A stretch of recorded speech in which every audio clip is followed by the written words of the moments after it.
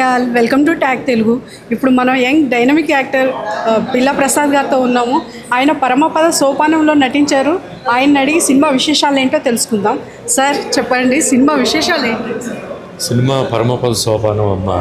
పరమపద సోపానం అనేది పక్కా తెలుగు టైటిల్. అని అంటే ఏంటనంటే చిన్నప్పుడు మనం చదరంగం లాగా ఉండేది మాట. నిచ్చిన పాము కింద నుంచి పైకి వెళ్తే పాము మింగుద్ది. అలా పాము మింగకుండా ఉండాలి అని అంటే పైకెక్కినట్టు. అది బేస్ చేసుకొని పరమపద సోపానం ఈ సినిమా.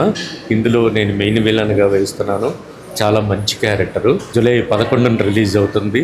సినిమా చూసి మీరు అందరూ ఆశీర్వదించవలసిందిగా మనసారా కోరుకుంటున్నాను. ఇప్పటికే మీరు చాలా సినిమాలు చేశారు. శ్రీ ఆంజనేయం చేశారు, ప్లస్ ఉదయ్ కిరణ్ గారితో చేశారు.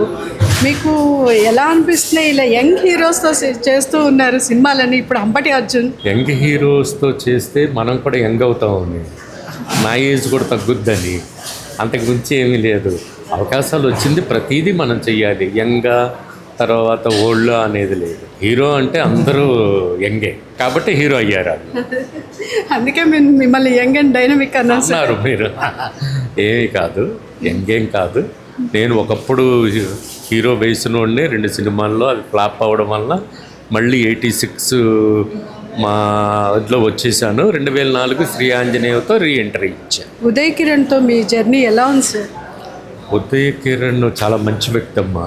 అవునన్నా కాదన్నాలో మేము 20 days పైగా కలిసి పనిచేసాం. చాలా మంచి మనిషి, చాలా సున్నిత హృదయుడు. ఎక్కువ మాట్లాడేవాడు కూడా కాదు, తక్కువ మాట్లాడేవాడు.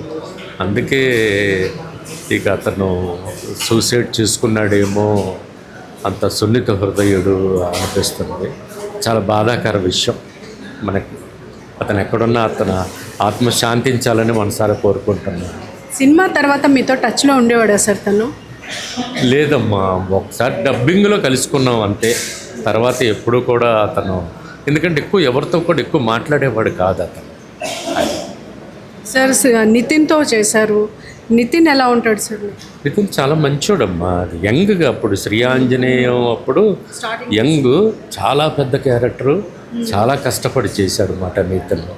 అప్పుడు నితిన్కి ఇప్పుడు నితిన్కి చాలా డిఫరెన్స్ ఉందన్నమాట. సార్ ప్రస్తుతం మీరు ఏ ప్రాజెక్ట్స్ చేస్తున్నారు?